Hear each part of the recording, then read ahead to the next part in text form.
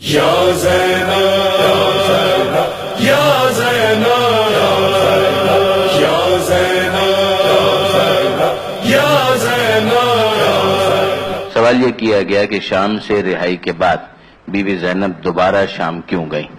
ظاہر ہے کہ دیکھیے برادران عزیز، جو یہ سفر ہے نا، اس سفر پر اگر آپ غور فرمائیے تو کربلا میں شہادتوں کے بعد کربلا سے کوفہ اور پھر کوفہ میں بعض محققین کے مطابق 12 کے قریب دن گزارنے کے بعد پھر یہ قافلہ روانہ ہوا دمشق کی جانب، اور اکثر محققین کے نزدیک پہلی سفر کو یہ قافلہ دمشق پہنچا۔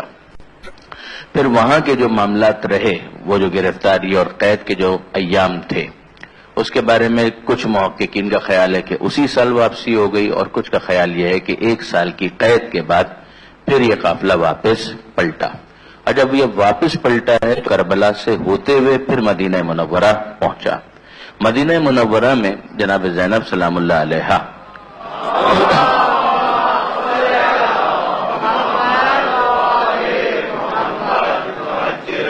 مسلسل ذکر حسین میں مصروف رہیں، امام مظلوم کے تذکرے میں مصروف رہیں۔ آپ خود اندازہ کر سکتے ہیں کہ جب یہ قافلہ واپس پلٹا ہے، پہنچا ہے، تو وہاں پر کون سا موضوع ایسا تھا کہ جس کی مرکزی حیثیت تھی؟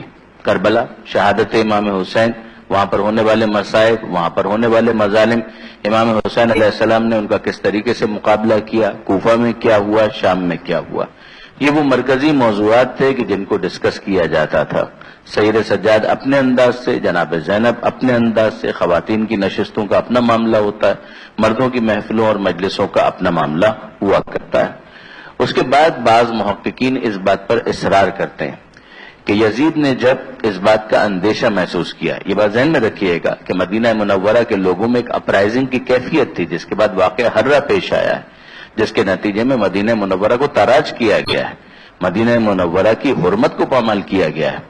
جیسے کہ لوگ جو مدینہ منورہ میں تھے وہ اٹھ کھڑے ہوئے تھے، انہوں نے ایک وفد بھیجا تھا دمشق کے جانب، وہاں پر جو یزید کے کرتوت تھے وہ انفولڈ ہونا شروع ہوئے، اور اس کے نتیجے میں لوگوں میں جو سینسیٹیوٹی، جو حساسیت تھی، وہ بڑھنا شروع ہوئی۔ اس کے نتیجے میں انہوں نے وہاں کے گورنر کو بھی بے دخل کر دیا، جس کے بعد پھر یزید کی طرف سے مدینہ منورہ کے اوپر چڑھائی کی گئی، اور مدینہ منورہ میں وہ واقعہ پیش آیا کہ جس کو واقعہ ہررہ سے تعبیر کیا جاتا ہے، جس کے نتیجے میں بہت سے افراد کو قتل کیا گیا، نعوذ باللہ من ذالک۔ مسجد نبوی کی بے حرمتی کی گئی، مسجد نبوی کے اندر گھوڑے باندھے گئے، قبر پیغمبر صلی اللہ علیہ وآلہ وسلم کے پاس ہی، منبر رسول کے پاس گھوڑے باندھے گئے، اور اس کے بعد پھر یہ تک ہوا کہ مدینہ منورہ کو 3 دن کے لیے مباح کر دیا گیا یزیدی فوج کے لیے، کہ جو کرنا چاہیں وہ کریں۔ آپ اندازہ کر سکتے ہیں کہ یزید اور یزید کے مظالم کس حد تک بڑھ گئے تھے، لیکن یہاں سے ایک ریئیکشن، لوگوں کے درمیان ایک انقلاب کی کیفیت، جو میں نے ایک لفظ بھی استعمال کیا تھا کہ گونگی زبانوں کو بولنے کا حوصلہ ملا ہے حسین ابن علی کی شہادت کے بعد۔ پہلے یہ ہمت نہیں تھی، مگر بہرحال آہستہ آہستہ لوگوں کے درمیان ایک شعور نظر آ رہا ہے، لوگوں کے درمیان ایک میچورٹی نظر آ رہی ہے، تو وہ اپنے طور پر ریئیکٹ کر رہے تھے۔ تو آپ نے اندازہ کیا برادران عزیز کہ یہ واقعہ ہررہ پیش آیا، پھر واقعہ ہررہ کے بعد ان لوگوں نے رخ کیا ہے مکہ معظمہ کا، اور خانہ کعبہ کے اوپر حملہ کیا ہے، خانہ کعبہ کے غلاف تک کو جلا دیا گیا، خانہ کعبہ کی جو بنیادیں ہیں ان کو صدمہ پہنچا۔ وہاں پر عبداللہ ابن زبیر کو گرفتار کرنے کے لیے سارے کام وہ کر رہے تھے، مگر اسی دوران یزید حاصل جہنم ہو گیا۔ اچھا، اب یہ سارے جو یہ کام دوسروں کے خلاف کر رہا ہے، تو کہ جناب زینب سلام اللہ علیہ کے اقدامات سے غافل ہے؟ کیا اس کو نہیں پتا ہے کہ جناب زینب سلام اللہ علیہ کے بیان کے نتیجے میں لوگ کس طریقے سے منقلب ہو رہے ہیں؟ لہذا کئی علماء یہ کہتے ہیں کہ یہ ایک وجہ تھی جناب زینب کی جلا وطنی کی، کہ جناب زینب ہیڈ ٹو لیو مدینہ منورہ، اور جناب زینب سلام اللہ علیہ کے مدینہ منورہ چھوڑنے کی ایک اور وجہ یہ بیان کی جاتی ہے کہ کچھ عرصے کے لیے شہر مدینہ میں قحط آیا تھا۔ تو یہ دونوں ریزنز دیے گئے، ایک یہ کہ یزید کی طرف سے حاکم مدینہ کو یہ حکم دیا گیا کہ جناب زینب سلام اللہ علیہ کو مدینہ چھوڑنے پر اور ترک کرنے پر مجبور کیا جائے، اور دوسرا قول یہ کہ شہر مدینہ کے اندر قحط آیا تھا۔ اس کے علاوہ بھی بعض اسباب آپ کو ملیں گے، اور ان میں جمع کرنا بھی ممکن ہے کہ اس کے بعد پھر جناب عبداللہ ابن جعفر طیار، جو جناب زینب کے شوہر تھے، انہوں نے مدینہ منورہ سے نکلنے کا فیصلہ کیا۔ یہ بات ذہن میں رکھیے گا کہ کہ عبداللہ ابن جعفر طیار ایک متمول شخص تھے. جناب زینب کی زندگی سادہ، ان کی حیات سادہ، لیکن کیا جناب عبداللہ ابن جعفر طیار مالی اعتبار سے تنگ دست تھے؟ جواب جی نہیں. عبداللہ ابن جعفر طیار مالی اعتبار سے ثروت مند تھے. پروردگار عالم نے ان پر بڑی عنایت کی تھی، مالی اعتبار سے بہت مستحکم تھے. ان کی بہت سی زمینیں تھیں، ان زمینوں کے اندر کچھ زمینیں شام کے علاقے میں بھی تھیں عبداللہ ابن جعفر طیار کی. لہذا اس موقع پر وہ اپنی زوجہ کے ساتھ جناب زینب سلام اللہ علیہا کے ساتھ جب نکلے ہیں تو شام کا انہوں نے رخ کیا، اور وہاں پر وہ واقعات پیش آئے کہ جس کے نتیجے میں جناب زینب کی شہادت ہوئی. یہ ہے ایک قول، مگر کیا یہی ایک قول پایا جاتا ہے؟ جواب جی نہیں. شام، دمشق، یہ جناب زینب سلام اللہ علیہا کے مزار کے حوالے سے ایک قول ہے، اور غالباً سب سے معتبر قول یہی ہے. مگر اس کے علاوہ دو اقوال اور ہیں. اس میں سے ایک قول یہ ہے کہ جناب زینب سلام اللہ علیہا مدینہ منورہ سے روانہ نہیں ہوئے، مدینہ ہی کے اندر جناب زینب سلام اللہ علیہا کی شہادت ہوئی. انہی صدمات کے نتیجے میں بالآخر جناب زینب اس دنیا سے رخصت ہوئی اور جنت البقیع کے اندر جناب زینب کو دفن کیا گیا. یہ قول ہو سکتا ہے کہ ہمارے نوجوان دوستوں میں سے کسی نے نہ سنا ہو، لیکن بعض علماء کا یہ قول بھی موجود ہے. اسی طریقے سے ایک قول اور بھی ہے، اور وہ قول ہے مصر کے بارے میں، ایجپٹ کے بارے میں. وہاں پر آج بھی اگر آپ جا کر دیکھیں مصر کے اندر، بلکہ یوٹیوب پر ہی اگر آپ ٹائپ کر لیں تو زینبیہ مصر، جس طرح سے زینبیہ دمشق اور شام میں، اسی طریقے سے ایک زینبیہ آپ کو مصر کے اندر بھی ملے گا. یہ بھی ایک قول ہے. اور وہاں کے لوگ جو اگرچہ شیعہ نہیں ہیں اکثر، مگر بہرحال اس جگہ سے ان کو عقیدت ہے. جس طرح سے مصر کے اندر ایک اور مقام ہے مسجد راس الحسین، امام حسین علیہ السلام کے سر کے حوالے سے. آپ جانتے ہیں کہ مختلف اقوال ہیں کہ امام مظلوم کا سر کہاں پر دفن کیا گیا. یعنی اگر اس حوالے سے آپ کتابوں کا جائزہ لیں تو شیعہ علماء نے جو کتابیں لکھی ہیں وہ تو اپنی جگہ پر، جو ان کی تحقیقات ہیں مستقل تصانیف میں یا کسی بڑی کتاب کے ذیل میں کسی چیپٹر کی صورت میں، وہ اپنی جگہ پر.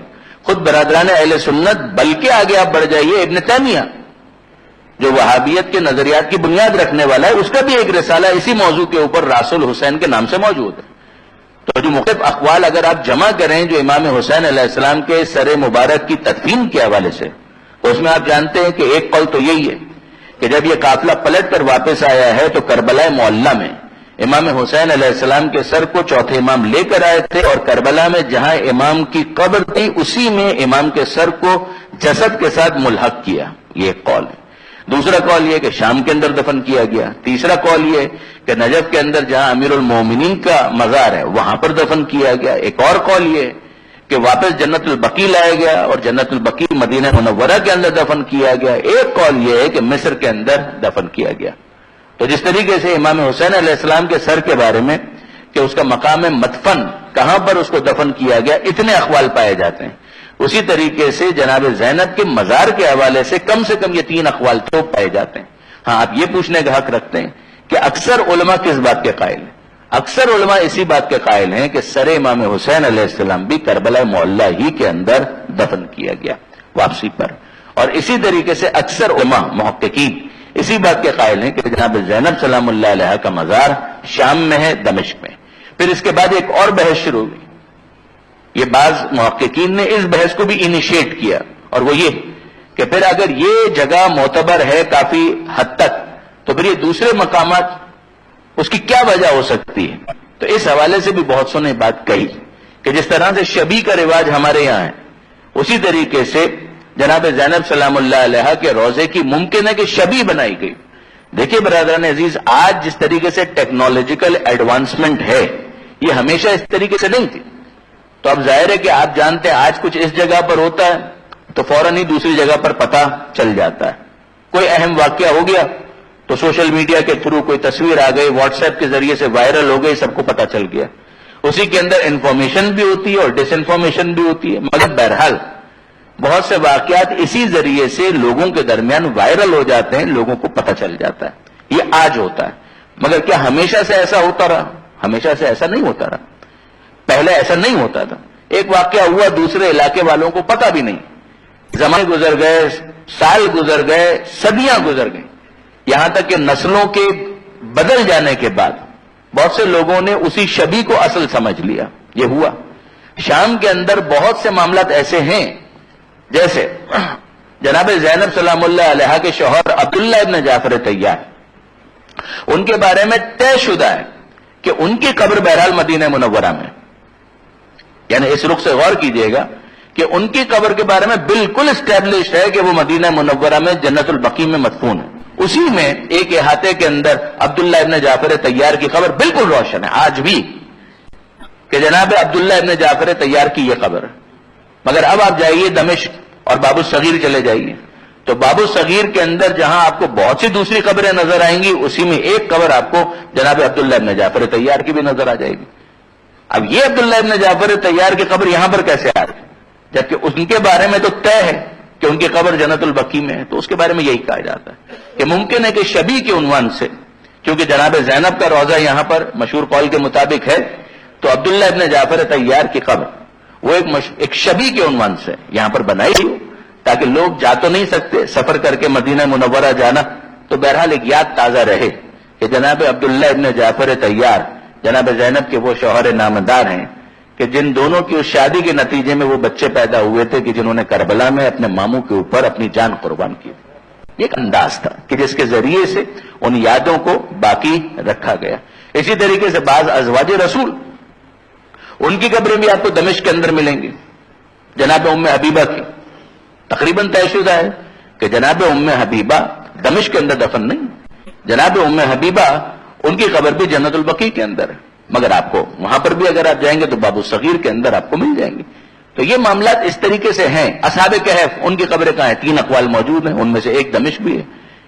یہ الگ بات ہے کہ اس حوالے سے علماء کے جو اقوال ہیں، محققین کیا کہتے ہیں کہ کس جگہ پر ہے، لیکن آپ کو بہرحال اصل قبر کے عنوان سے یا شبیہ کے عنوان سے مل جائیں گے. تو جناب زینب کے بارے میں جیسے کہ جو سوال کیا گیا تھا وہ اصل سوال شہزادی کے بارے میں تھا، ثانیہ زہرا سلام اللہ علیہا کے بارے میں.